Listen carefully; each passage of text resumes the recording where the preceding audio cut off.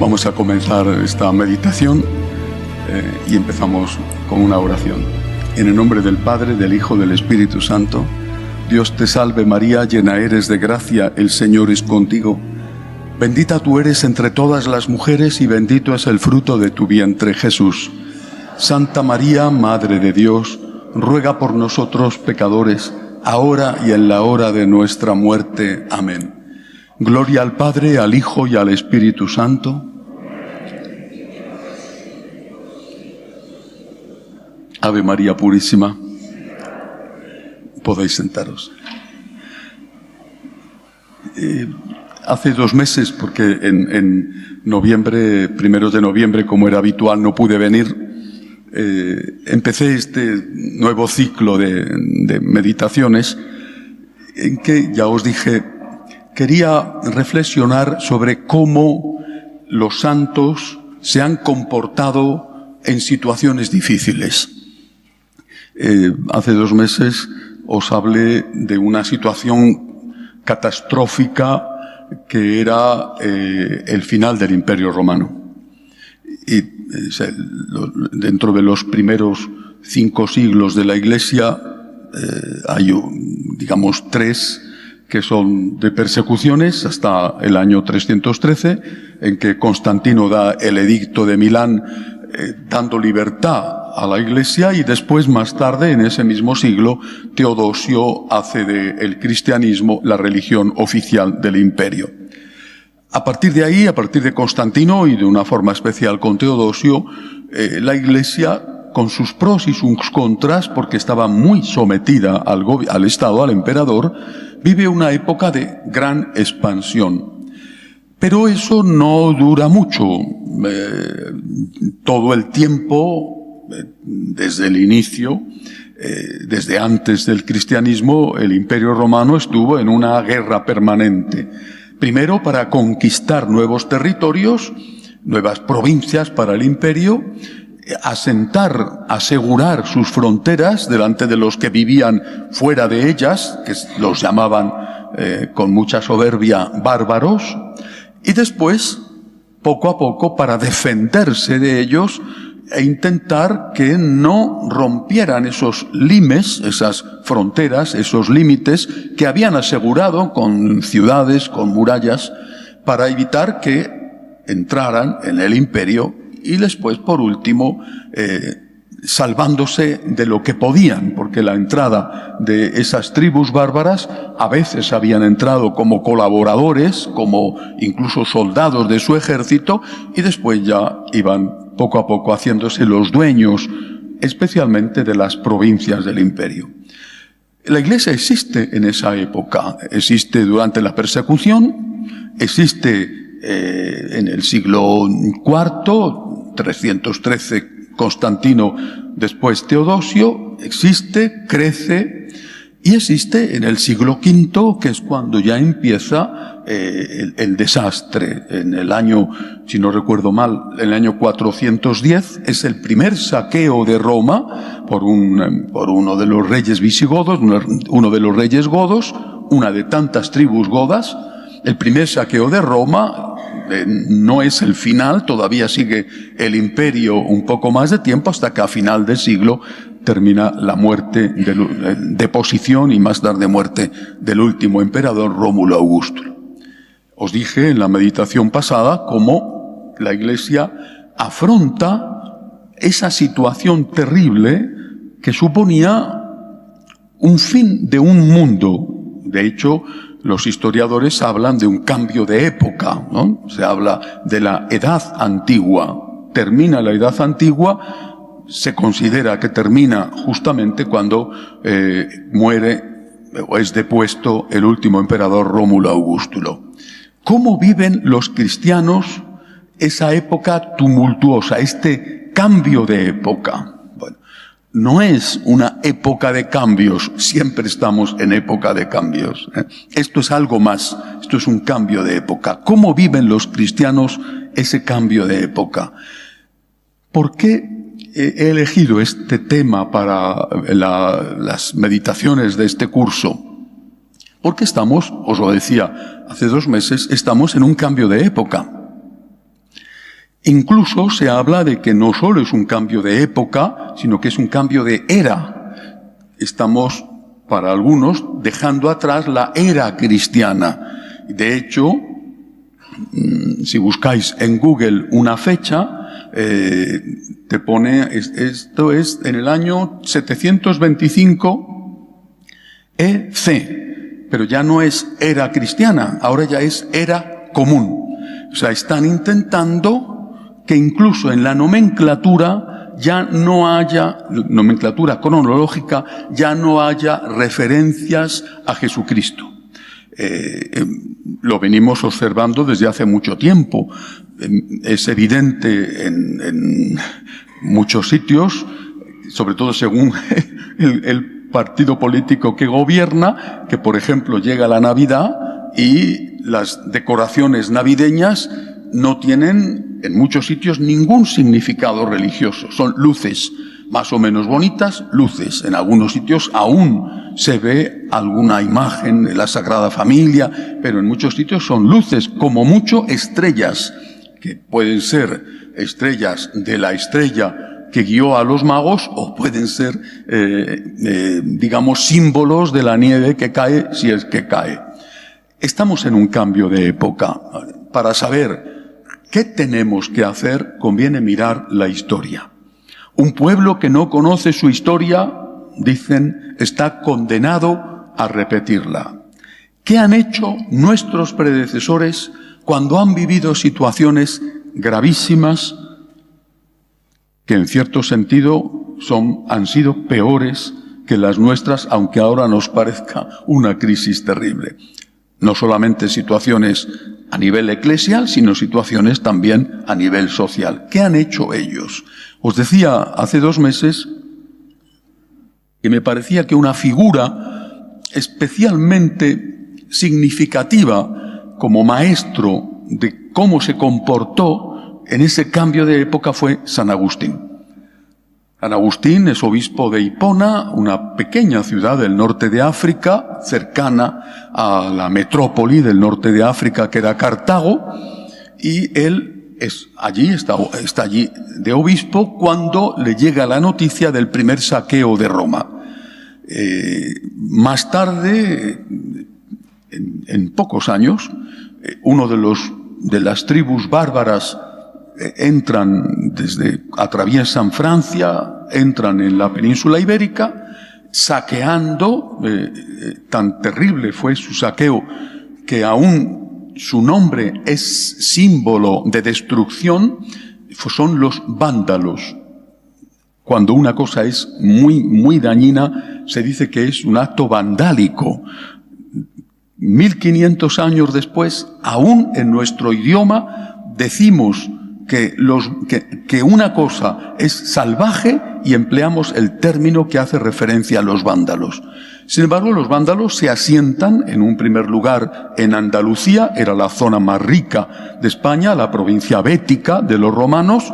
Allí están un tiempo y, de hecho, el nombre de Andalucía viene de los vándalos. El nombre original era Vandalucía, la tierra de los vándalos. Pero detrás de ellos vienen otros. Vienen los suevos, que se van a quedar en el norte de España, sobre todo en Galicia, y sobre todo vienen los visigodos. Los visigodos expulsan a los vándalos, dejan su rica provincia bética, entran en África y van a llegar a las puertas no solamente de Hipona, sino de la más importante ciudad de la zona, que era Cartago. San Agustín es obispo en ese momento en Hipona, es obispo cuando la primera caída, primer saqueo de Roma, y es obispo en Hipona cuando los bárbaros, que ya tienen fama de destructores, sitian su ciudad, la ciudad donde él es obispo, la ciudad de Hipona. Os decía, ¿qué hace este hombre, este santo, este obispo, cuando ve la ruina que se avecina? ¿Qué es lo que hace? ¿Cómo se comporta? Eso puede servirnos a nosotros como un ejemplo, salvando todas las circunstancias, ¿verdad? Cuando San Agustín se entera de que los bárbaros están llegando, de que han saqueado Roma, hace lo que él sabe hacer, escribir. Y escribe una de sus obras más importantes, es una colección de pequeños libros que se llama La ciudad de Dios. ¿Cuál es el mensaje que le está dando a sus feligreses que están asustados por lo que va a ocurrir, por lo que terminó por ocurrir? Mujeres violadas, llevados como esclavos, masacre, destrucción, había ocurrido en las ciudades vecinas, iba a ocurrir en Hipona, ocurrió en Hipona. ¿Qué hace San Agustín? Miremos al cielo. Miremos al cielo. Somos ciudadanos del cielo. Nuestra ciudad es la ciudad de Dios. Entre otras cosas, le acusaban, los paganos que todavía quedaban, acusaban a los cristianos de que esa ruina que estaba aconteciendo en todo el imperio se debía al abandono de los antiguos dioses y que era un castigo de los dioses por haberles abandonado, por haber renunciado a su culto para hacerse cristianos. Esto, históricamente hablando, es falso porque el imperio estaba ya herido de muerte, entre otras cosas, por ejemplo, por la bajísima natalidad que había, natalidad que tenía que suplirse con emigrantes. Y esos emigrantes eran precisamente de los bárbaros. Entre otros, los emigrantes iban a enrolar el ejército o el campesinado. Miremos hacia arriba, dice San Agustín. Miremos hacia arriba. Estamos en una época de desastres. Mañana no sabemos lo que va a ocurrir. Somos ciudadanos del cielo. Y creo que esta enseñanza es válida también hoy. No sabemos lo que va a ocurrir. Somos ciudadanos del cielo. Sí que es verdad que las circunstancias no son iguales y también es verdad que cada uno de nosotros va a vivir su propio fin del mundo cuando le llegue la hora de la muerte. Pero creo que este pastor, marcando el camino, señalando hacia el cielo, este pastor cumplió con su obligación. Somos ciudadanos del cielo. Por eso, personalmente, insisto tanto en volver a recuperar el sentido de pertenencia a la vida eterna. Aquí estamos de paso. No estamos aquí para siempre. Podremos durar aquí un poco más o un poco menos. Pero aquí estamos de paso, somos ciudadanos del cielo y lo que a todos nos importa de verdad es estar preparados para ese momento. Vendrá la hora de la muerte, la hermana muerte, la llamaba San Francisco, vendrá por un ataque al corazón, por un accidente de tráfico, de ancianito, apaciblemente en tu casa, por un cáncer demoledor, no lo sabemos. No sabemos el día ni la hora, pero vendrá. Somos ciudadanos del cielo y lo que hay que estar es preparado para eso. El mundo se cae. San Agustín dice, miremos para arriba. No sabemos qué pasará mañana si estos que nos rodean, estos rompen las puertas de la ciudad y entran a saco, como han hecho con los pueblos vecinos. Pase lo que pase, nosotros somos ciudadanos del cielo. Primera enseñanza de ese cambio de época. De San Agustín quiero leer algunas de sus frases más conocidas, no del libro La ciudad de Dios, sino del libro de las Confesiones. Y son frases que de verdad deberían servirnos a todos nosotros de meditación. El libro de las Confesiones tiene muchas páginas que no son fáciles de leer. Al fin, él era un filósofo. Y dentro de esas páginas, de repente aparece una perla. Bueno, he seleccionado algunas de esas frases. Después, si alguien quiere, no tengo ningún problema en si alguien me deja o le deja al padre Javier su email, mandárselas por email, aparte de que las podéis encontrar buscando en Google. Una de las más conocidas. Tarde te amé, hermosura tan antigua y tan nueva, tarde te amé. Tú estabas dentro de mí y yo fuera, y por fuera te buscaba. Y deforme como era, me lanzaba sobre estas cosas hermosas que tú creaste. Tú estabas conmigo, pero yo no estaba contigo. Me retenían lejos de ti cosas que no existirían si no existieran en ti. Pero tú me llamaste y clamaste hasta romper finalmente mi sordera. Con tu fulgor espléndido pusiste en fuga mi ceguera. Tu fragancia penetró en mi respiración y ahora suspiro por ti. Gusté tu sabor y por eso ahora tengo más hambre y más sed de ese gusto. Me tocaste y con tu tacto me encendiste en tu paz. Esto lo escribe antes de la invasión de los bárbaros, pero esto es lo que cada uno de nosotros tiene que tener en su corazón. Y si hemos llegado tarde, hay que decírselo al Señor. Tarde te amé, pero aquí estoy. Que yo te conozca, conocedor mío, que yo te conozca como tú me conoces. Virtud de mi alma, entra en ella y ajústala a ti, para que la tengas y poseas sin mancha ni arruga.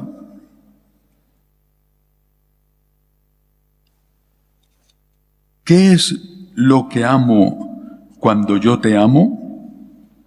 No belleza de cuerpo ni hermosura de tiempo, no blancura de luz tan amable a estos ojos terrenos, no dulces melodías de toda clase de cantinelas, no fragancia de flores, de ungüentos, de aromas, no manás ni mieles, no miembros atrayentes a las caricias de la carne.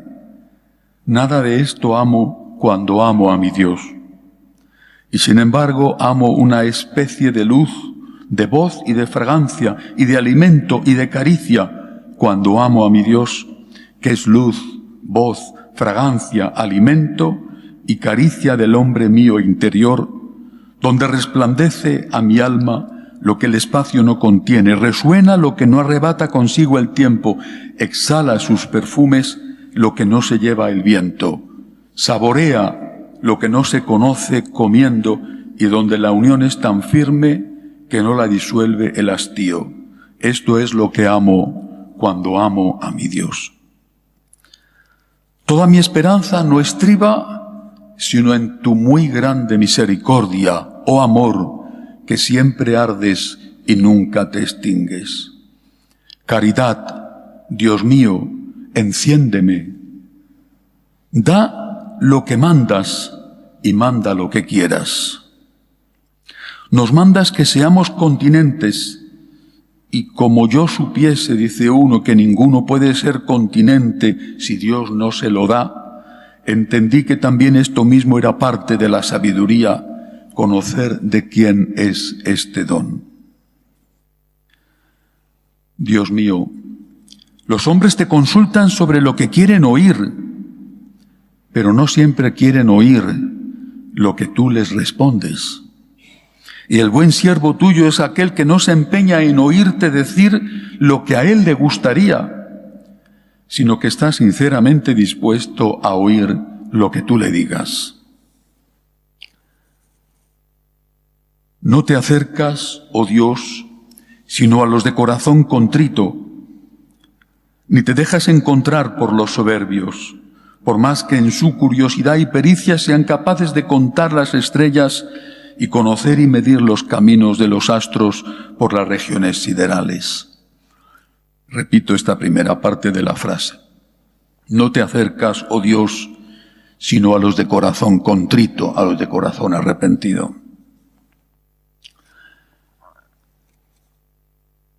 Nuestra casa no se derrumba por nuestra ausencia, pues nuestra casa es tu eternidad. Situad esta frase en el contexto de una ciudad que va a ser destruida. Nuestra casa no se derrumba por nuestra ausencia, pues nuestra casa es tu eternidad. A ti no te pierdes, Señor, sino el que no te abandona. Señor Dios, nos creaste para ti, y nuestro corazón andará siempre inquieto mientras no descanse en ti. San Agustín es el final de una época maravillosa, difícil. El mundo se cae. Imaginad, haciendo una comparación, imaginad que un día viéramos Nueva York bombardeada, sus rascacielos destruidos, Wall Street en ruinas. Diríamos, el final está cerca, ahora nos tocará a nosotros, y así ocurriría. Eso fue el final del imperio. ¿Y qué pasó después? ¿Qué ocurrió más tarde? Lo que ocurrió fue que la Iglesia afrontó las nuevas situaciones trágicas y las afrontó desde Dios. Muy poco después de la muerte de San Agustín, ya con el imperio en ruinas, ya gobernando Roma, lo que quedaba del imperio, porque había bárbaros instalados en las distintas provincias, como digo, en la antigua Hispania estaban los visigodos, gobernando Roma, un bárbaro, nace un hombre providencial, nace San Benito. Nace en Norcia, en el año 480, estamos por lo tanto en el final del siglo V, no mucho después del final del imperio. De hecho, su abuelo había sido ministro aún en la corte de Rómulo Augustulo y su padre había sido ministro en la corte del emperador que le derriba. Bueno, incluso otro de sus familiares, del cual hablaré más tarde, es también ministro en la corte del emperador bárbaro que derriba al emperador bárbaro que derribó al último emperador romano. San Benito nace en una familia noble, de origen noble romano, una familia senatorial, y nace en una época en la que el mundo se está acabando, pero aún queda algo. Y va a estudiar muy joven a Roma, allí empieza a prepararse para seguir los pasos de su ilustre familia, pero él se da cuenta de que ese no es su camino, quiere consagrarse por completo a Dios, regresa a su casa, insisto, época turbulenta de grandes matanzas, ruinas, saqueos. Regresa a su casa y primero con una criada, una especie de ama de cría que le había cuidado desde niño, se retira de Norcia, se va a las espesuras de los Apeninos, en la zona que rodea, que está cerca de Roma. Allí se va con ella y se refugia en una de las antiguas villas que había usado en su momento como lugar de descanso Nerón. Lo que quedaba de las ruinas de Nerón todavía se pueden visitar, están visibles.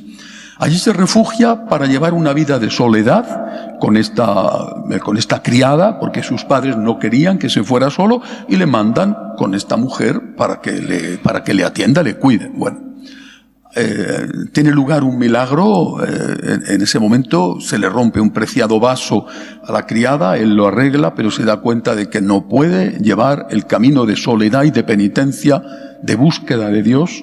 Despide a la criada y se adentra aún más en la espesura del bosque. Ahí empieza un mundo completamente nuevo para la historia de la Iglesia. Primero él solo, empieza a vivir como un ermitaño, es un lugar agreste, un lugar de difícil acceso, lo cual era no solamente conveniente para su vida interior, sino también para su seguridad, porque, como digo, las bandas de saqueadores pululaban por doquier, nadie estaba seguro. Pero allí, en una cueva, en la montaña, ¿quién iba a querer robar a alguien tan pobre como él? Pero poco a poco empiezan a llegar compañeros, incluso un monasterio vecino, también humilde y pequeño, le pide que vaya a ser su superior, pero cuando ven los monjes que es demasiado exigente, le envenenan, le sirven una copa de vino con veneno. El segundo milagro de San Benito fue que al ir a beberse el veneno, de repente se quebró la copa y se descubrió que era un veneno. abandona ese monasterio y dice, bueno, he hecho un milagro un día, pero mañana me matan de otra manera, ¿no? Entonces se vuelve a vivir solo.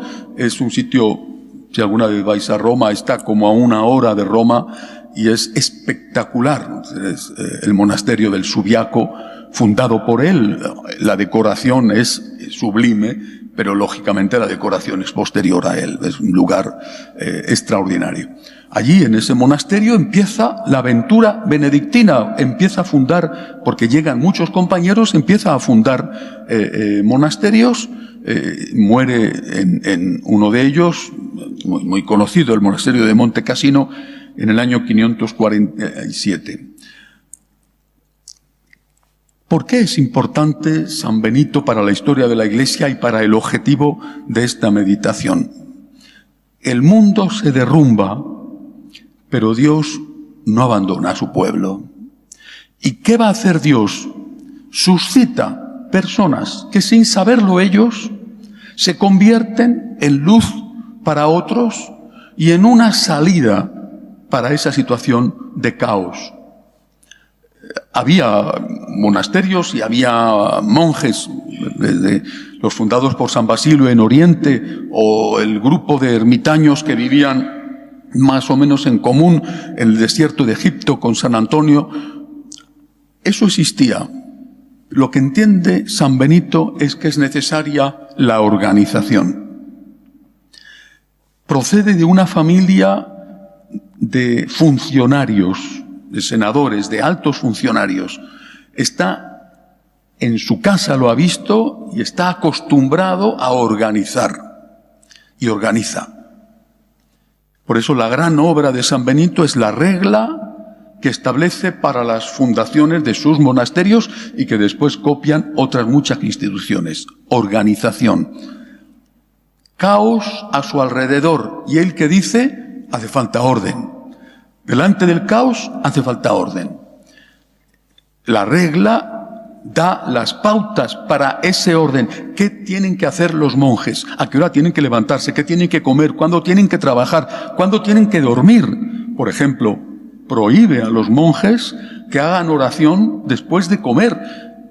Seguramente no sabía que después de comer tenemos modorra porque la sangre tiende a ir al estómago para ayudar a la digestión, pero sabía como buen italiano, hombre del sur, que después de comer tienes ganas de dormir la siesta. Entonces, no, después de comer nada de oración, después de comer hay que descansar. Establece una regla basada en 2 principios. Ora et labora. Reza y trabaja. Esto no es solamente una frase. Este es el programa sobre el cual se construye Europa. Esa Europa que está saliendo de la ruina, y aún tardará otros 5 siglos hasta el 11 en salir de la ruina de verdad, esa Europa empieza a construirse con San Benito. Y esos hombres y mujeres europeos saben ¿qué tienen que hacer? Rezar y trabajar. No solo rezar y no solo trabajar. Este es el lema de Occidente. Tienes que ser una persona de Dios. Tienes que ser una persona de oración. Pero tienes que tener los pies en el suelo. Tienes que trabajar.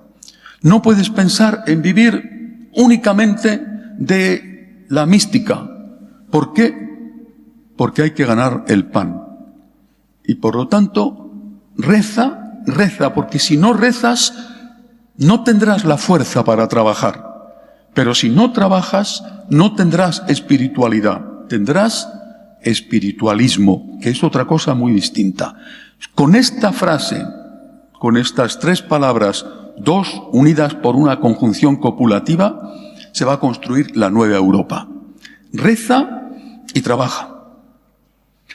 Estos somos los europeos, esto fuimos los europeos. Ahora ya, por desgracia, no lo somos por este cambio de época que estamos viviendo, donde se ha suprimido lo de reza y donde el trabajo está también en discusión en muchos aspectos, no solamente por la reducción de las horas de trabajo semanales, sino por lo que va a suponer la llegada de la inteligencia artificial.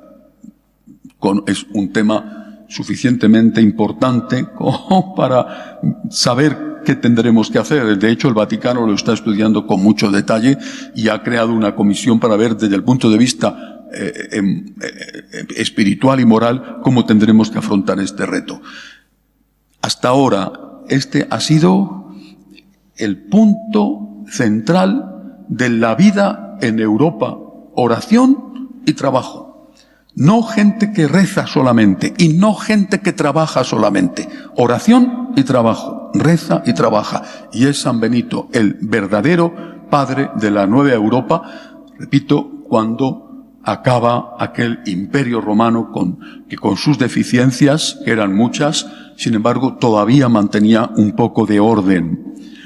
Dentro del trabajo de los benedictinos hay algo importantísimo,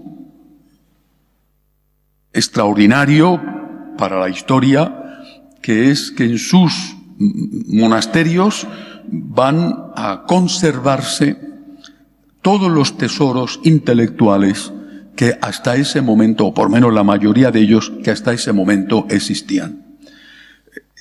Las obras de Aristóteles, de Platón, las obras también de los matemáticos, de los geómetras, incluso las obras de cómo se había que cultivar el campo, todo eso, todo ese saber de siglos se va a guardar, se va a transmitir en los monasterios benedictinos. Y ya solo por esto merece ser considerado el padre, quizá uno de los más importantes padres de Europa. ¿Qué representa, por lo tanto, San Benito delante de un mundo en caos? ¿Qué nos tiene que aportar a nosotros en nuestra época? Esta frase, aplícala a tu vida. No te dejes desviar de ella por unos o por otros. Reza y trabaja, reza y trabaja. Ten orden en tu vida, ten orden. Ten un sistema, ten orden. Yo me acuerdo cuando era un joven y empezaba en el seminario, un anciano sacerdote, un día, no sé por qué, ya no recuerdo el contexto, pero sí muy bien lo que me dijo. Ten orden, no, me dijo, salva el orden y el orden te salvará a ti. Acostúmbrate a ser una persona ordenada en tu vida, ten orden. Orden en todo. Orden en tu comportamiento, cuando haces tus actos de higiene, cuando descansas, cuando lees, ten orden. Orden en tu trabajo, ten orden. En el mundo en caos, San Benito, de una familia de organizadores, organiza. Hay que tener orden, la regla. Hay que rezar. Sin Dios no podemos hacer nada. Y hay que trabajar. Bueno, pues en este mundo que cada vez es más parecido a aquel final del imperio, esto es la lección que nos da un santo y que contribuyó a que Europa no fuera peor de lo que fue en aquella situación tumultuosa. Un compañero, aunque no se conocieron, y curiosamente de la misma familia, no parientes cercanos, fue Boecio. Boecio es un personaje que la Iglesia ha canonizado. Bueno, seguramente podría ser discutible los motivos de su canonización, pero es un santo. Boecio nace en el mismo año en que nace San Benito, y es, como digo, de la misma familia, pero no parientes próximos. Nace en el año 480, va a morir antes que San Benito. He dicho que San Benito muere en el 547, Boecio muere en el 525 porque le cortan la cabeza. Y quizá por eso lo canonizaron. Él, siendo de esa misma familia, la gens Acilia, va a ocupar cargos importantes en la corte. Se casa, tiene hijos. No es como San Benito, que se retira buscando la unión con Dios. Él, en cambio, es un funcionario, primero de uno de los reyes godos y después del otro rey godo, que es el que le nombra de hecho primer ministro. En el año 522 le nombra primer ministro. Eso despierta las envidias, le denuncian, y en el año 525, después de 3 años de ser el primer ministro, le acusan de estar planeando un complot contra el rey y le cortan la cabeza. Le tienen 1 año en la cárcel y después le matan. Este político, funcionario, alto funcionario de la época, escribe, seguramente lo hace, no hay certeza, pero seguramente lo hace mientras está en la cárcel, esperando la muerte, esos meses que estuvo en la cárcel. Escribe un libro que es una de esas obras preciosas de la antigüedad y que por desgracia no es una obra muy conocida. Se llama La consolación de la filosofía, Consolatio Philosophiae. En este libro, este hombre que sabe que le van a matar, que ha tenido las más altas dignidades y que ahora le espera lo que le ocurrió, reflexiona sobre algo importante: el destino. Y él se pregunta, ¿por qué motivo en esta tierra y en esta vida hay personas malvadas que triunfan y lo tienen todo, y otras personas buenas que sin embargo les suceden muchas desgracias? Bien, hay que ver el contexto en el que está encarcelado, sabe que le van a matar. Bueno, ni todo el mundo bueno sufre desgracias, ni todo el mundo malo triunfa. Y además, muchas veces los malos, pues también les cortan la cabeza más pronto o más tarde. Bueno, pero él, repito, reflexiona sobre esto. Y eso es un pensamiento que conviene también tener en cuenta, porque seguramente es una pregunta que nos hacemos o que nos hacen. Recientemente, con las inundaciones en Paiporta, en Valencia en general, vi un fragmento de una mujer que se enfrenta con un joven sacerdote que está allí ayudando a quitar el barro, a quitar el lodo que ha invadido estas ciudades. Y esta mujer se enfrenta con el sacerdote, le llena de improperios y le dice que Dios es culpable porque ha permitido esta catástrofe. Bueno, el sacerdote, ella le pregunta, ¿dónde estaba Dios? ¿Dónde estaba Dios? ¿Por qué Dios lo ha permitido? ¿Dónde estaba Dios? Y este joven sacerdote, vestido de sacerdote y lleno de barro como todos, este joven sacerdote le contesta, Dios está aquí, estoy yo contigo. Yo estoy ahora aquí, limpiando esto, representando a Dios. Te van a hacer esta pregunta muchas veces: si en un momento de crisis personal, la muerte de un ser querido, una enfermedad, una catástrofe como esta, o en un momento de crisis colectiva, pensad Cuba, Nicaragua, Venezuela. Es decir, no es una crisis local, una riada, no es una crisis familiar, me he quedado sin empleo, o de salud. No, estamos hablando de crisis que afectan a millones de personas. Es inevitable que tú te preguntes y que te pregunten, ¿y por qué? ¿Y por qué? ¿Y por qué Dios, que es amor, lo permite? ¿Por qué? Hay una frase, yo no sé si es verdad, pero bueno, que alguien le pregunta a Dios en un momento también de una situación difícil y le dice ante esto, ¿por qué no haces nada? Y Dios le responde, no digas que no hago nada. ¿Qué has hecho? Te he hecho a ti. Te he hecho a ti.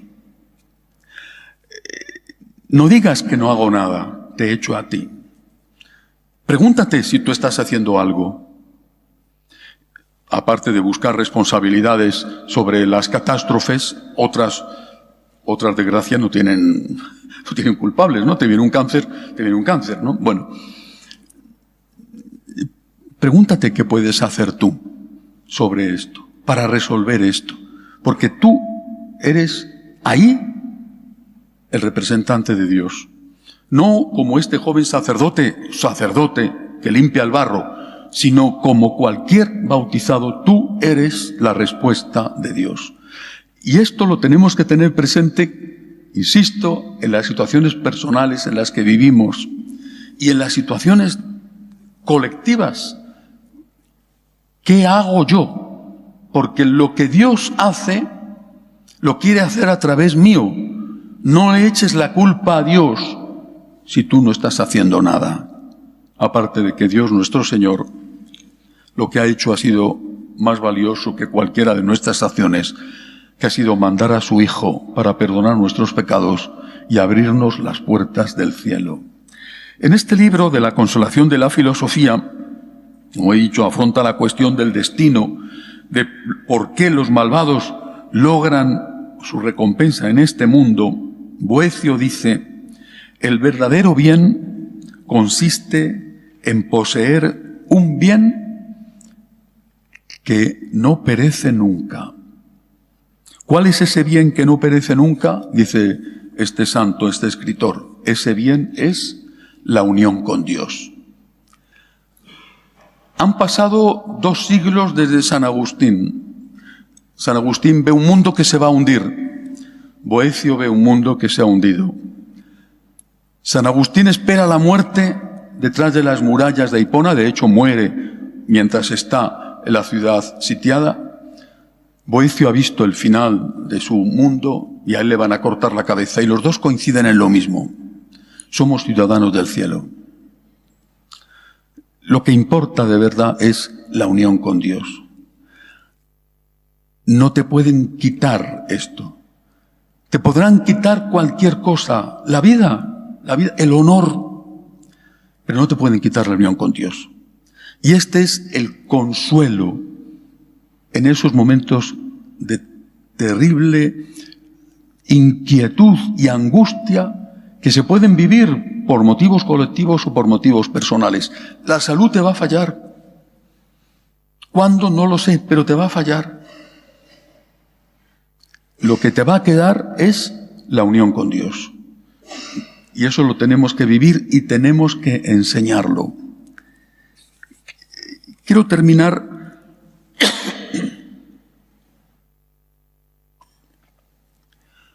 hablando de otros personajes en esta época, en estos siglos, del fin de un mundo, imperio, y el inicio con tantas dificultades de otros. Son unos personajes de distintos orígenes. Por ejemplo, San Leandro de Sevilla.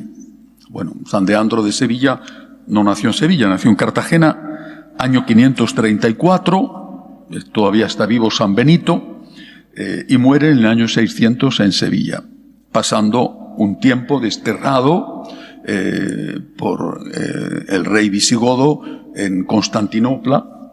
Ahora contaré un poco más detalle la historia. Él ve, desde su diócesis de Sevilla, llegar a los vándalos y llegar después a los visigodos. Vándalos y visigodos eran arrianos. Los arrianos es una herejía cristiana que niega la divinidad de Jesucristo. Jesucristo es un gran hombre, pero solo es un hombre.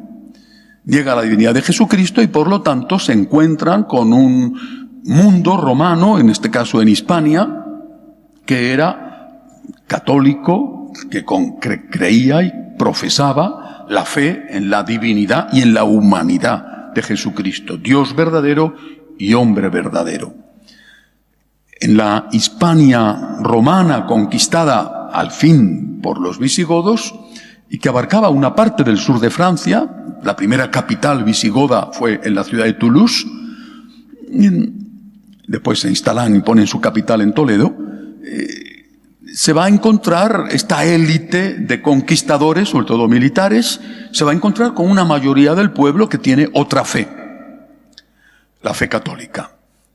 Y al principio los reyes visigodos intentan que haya una cierta distancia, por ejemplo, prohibiendo matrimonios mixtos.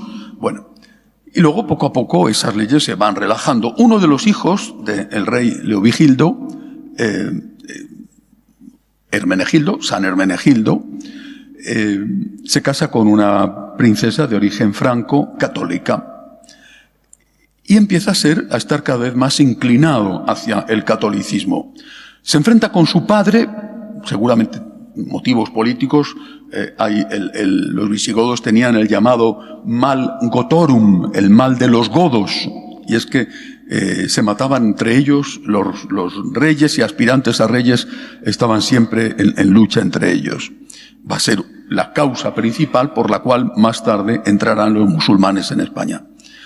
Bueno, el caso es que destierra a su hijo a Sevilla, donde está San Leandro de obispo, princesa católica, príncipe heredero arriano, con un obispo santo, Leandro, hermano de otro gran santo que le va a suceder en Sevilla, San Isidoro, y hermano de 2 santos más. ¿Qué es lo que hace San Leandro que tiene que ver a los vándalos y a los visigodos? Es decir, época de radicales cambios. ¿Qué es lo que hace? No cede.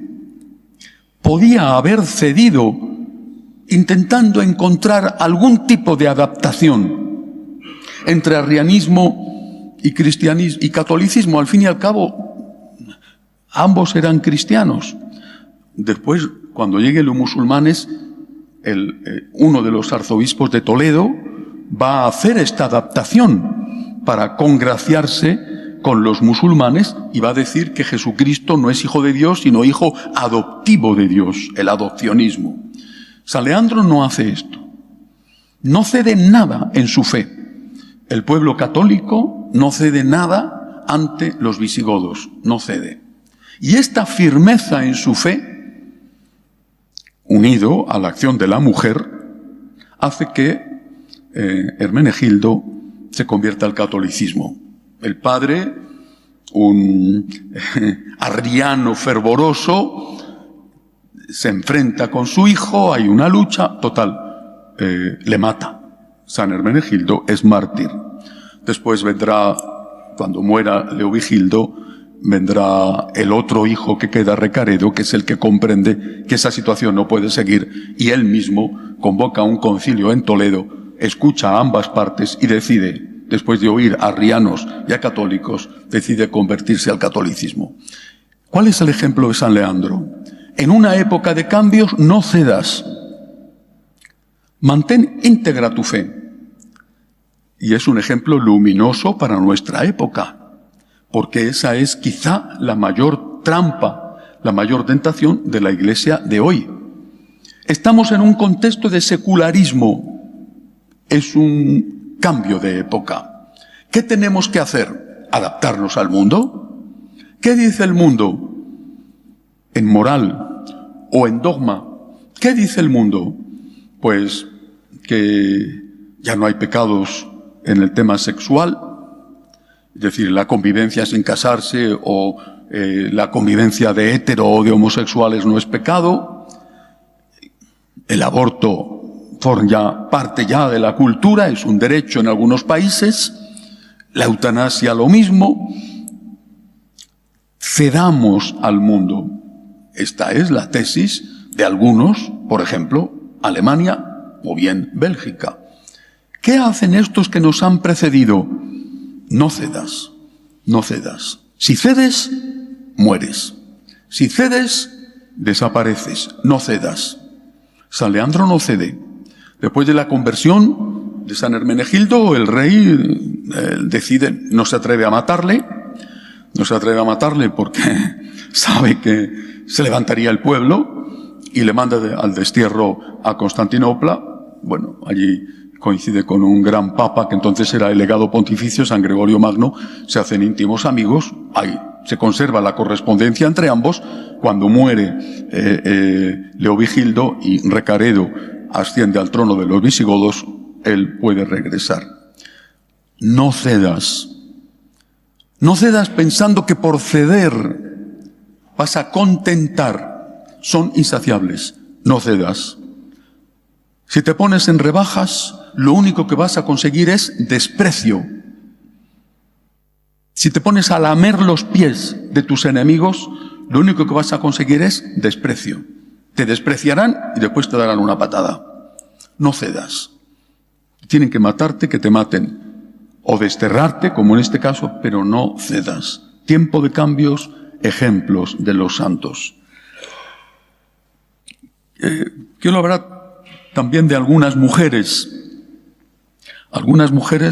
que en nuestro país son más desconocidas, pero que jugaron un papel importantísimo en Francia. Por ejemplo, Santa Genoveva. Santa Genoveva, que salvó la ciudad de París de la invasión de Atila. Iban a rendirse los habitantes de París, entonces era lógicamente muchísimo más pequeña, iban a rendirse y Santa Genoveva dijo: si los hombres quieren huir, que huyan. Las mujeres nos vamos a quedar aquí rezando, que es lo que sabemos hacer. Ante este valor, los habitantes de París decidieron resistir y Atila no logró conquistar la ciudad.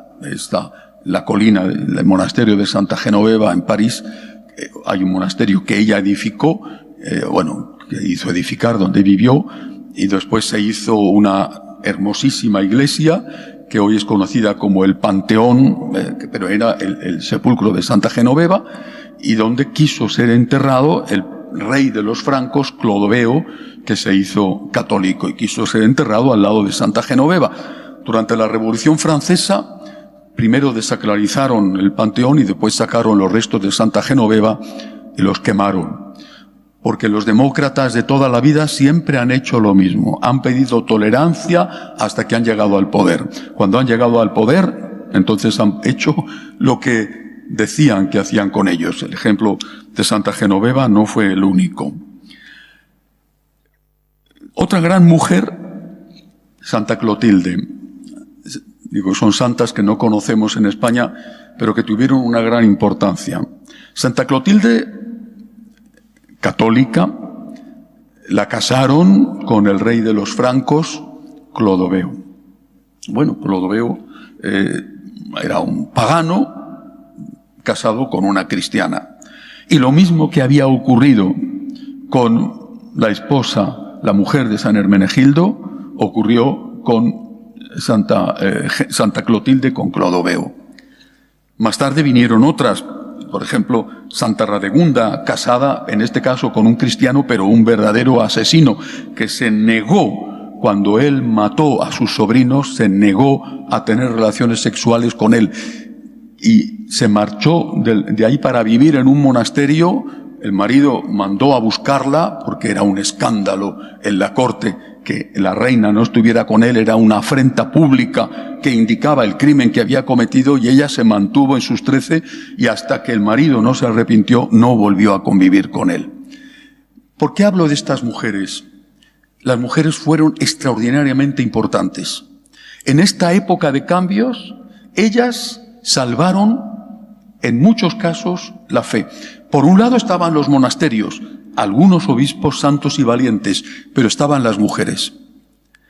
Ellas mantuvieron la fe en su casa. Ellas transmitieron la fe a sus hijos. Ellas, no siempre lo consiguieron, convirtieron a sus maridos. En el hogar se mantuvo la fe. Y esto es una lección que hoy tenemos que aprender y cuidar.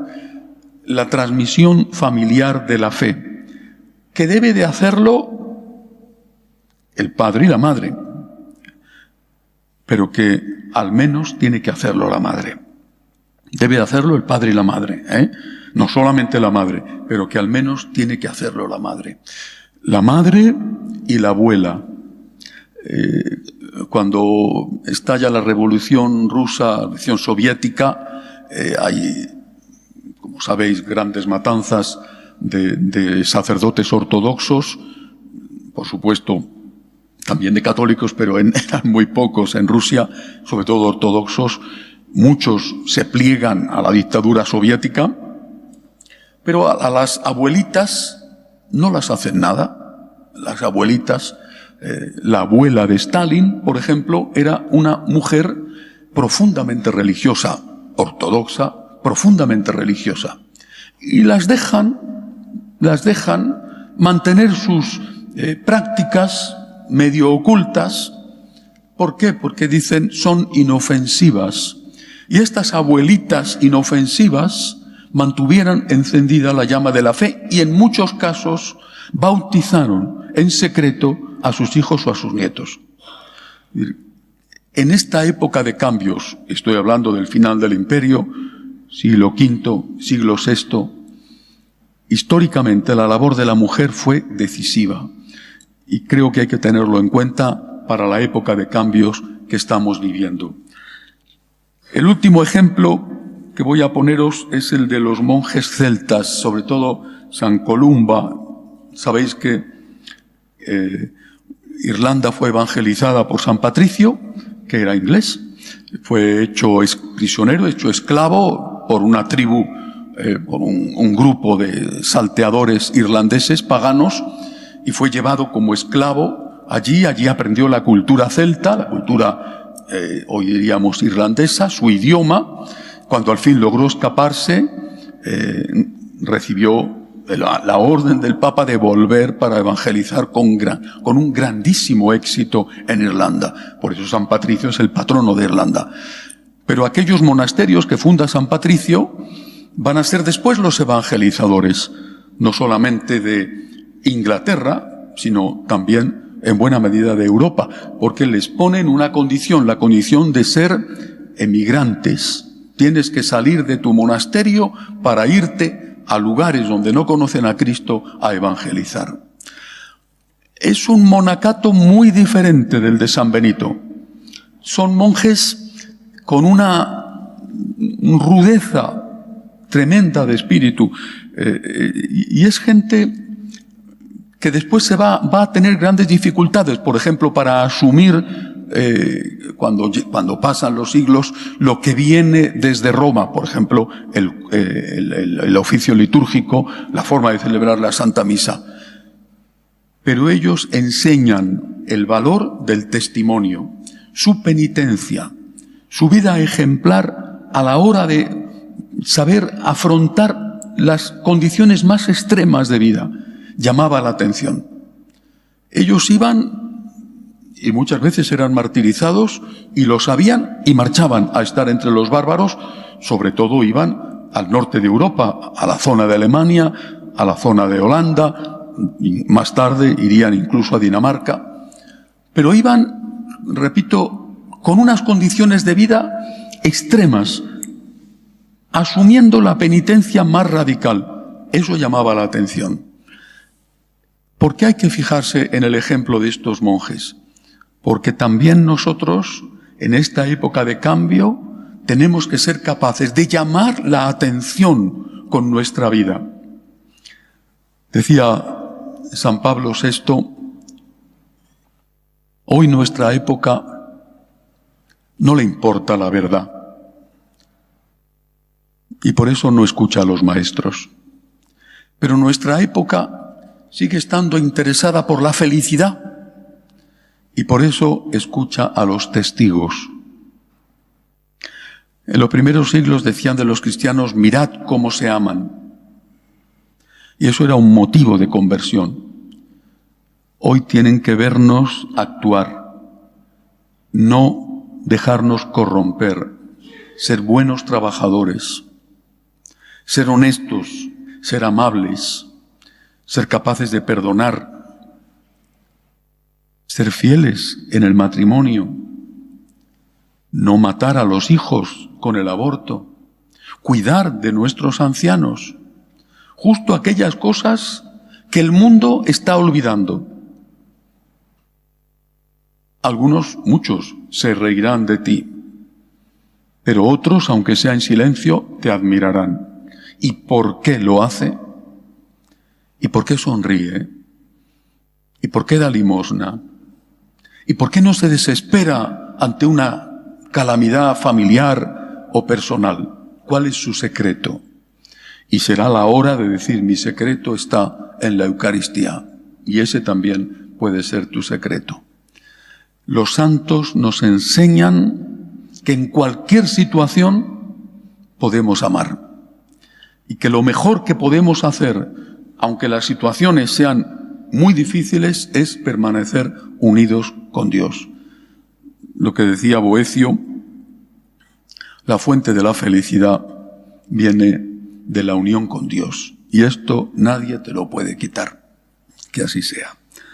Terminamos con un momento de oración en silencio.